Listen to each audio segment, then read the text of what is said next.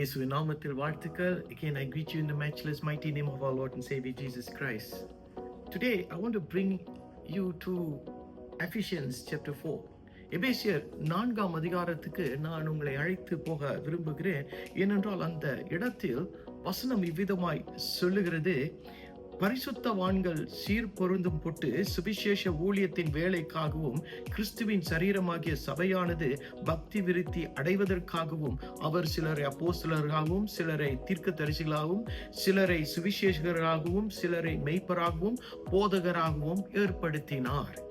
And when we look at the English version, it says like this: it was he who gave some to be apostles, some to be prophets, some to be evangelists, and some to be pastors and teachers. And listen to this: to prepare God's people for work of service, so that the body of Christ, which is the church, may be built up. இன்றைக்கு ஆண்டவர் ஒரு சிலரை தம்முடைய ஊழியத்தையும் சபையை ஒரு வளர்ச்சிக்குள் கொண்டு வருவதற்கு கர்த்தர் ஒரு சிலரை நியமித்திருக்கிறார். God has appointed certain people to take his mission, to take his ministry to a different level. அவர்கள் அப்போஸ்தலர்கள் என்று பார்க்கிறோம், அவர்கள் சுவிசேஷகர்கள் என்று பார்க்கிறோம், தீர்க்கதரிசிகள் என்று பார்க்கிறோம், போதகர்கள் என்று பார்க்கிறோம், மெய்ப்பர்கள் என்று பார்க்கிறோம்.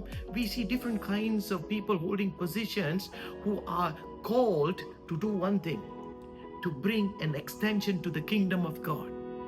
ஆனால் I want to pause here to ask you something. இன்றைக்கு உன்னுடைய பகுதி, உன்னுடைய பாகம் என்ன? தேவனுடைய அவருடைய பெரிதான திட்டத்தில் சபையை பக்தி விருத்திக்கு கொண்டு போவதற்கு எனக்கும் உமக்கும் ஒரு பங்கு உண்டு. And what is your role? What is my role? What can I do today for God's people to be used for his service? What can I do for the body of Christ to be built up? சபை வளரணும், சபை பெருகணும், சபை தேவனை அறிகிற அறிவில் இன்னும் ஒரு பெருக்கத்துக்குள் போகணும். அதுல என்னுடைய உன்னுடைய பங்கு ஒன்று உண்டு.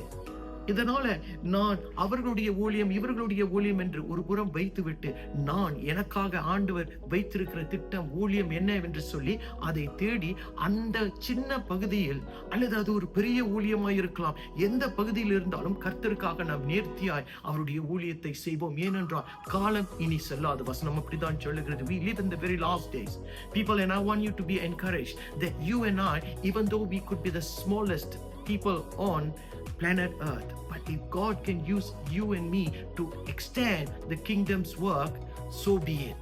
And I pray and encourage you today to give heed to the voice of the Holy Spirit. பரிசுத்த ஆவியானுடைய சத்தத்துக்கு செவி கொடுத்து இன்றைக்கு கர்த்தர் என்னை எப்படி அழைக்க விரும்புகிறாரோ அந்த அழைப்புக்கு ஒப்பு கொடுத்து அவருடைய சேவையை, அதாவது சபை விருத்தி அடைவதற்கு என்னுடைய பங்கை நான் செய்ய நான் ஒப்பு கொடுக்கிறேன் என்று சொல்லுகிற ஒரு உணர்வுக்குள் நீங்கள் வர வேண்டும். அப்படியாய் சிந்தித்து பாருங்கள். கர்த்தர் உங்களோடு நிச்சயமாய் பேசுவார். அது வரைக்கும் அடுத்த வாரம் உங்களை சந்திக்கிறேன். Bless you all. Bless you all.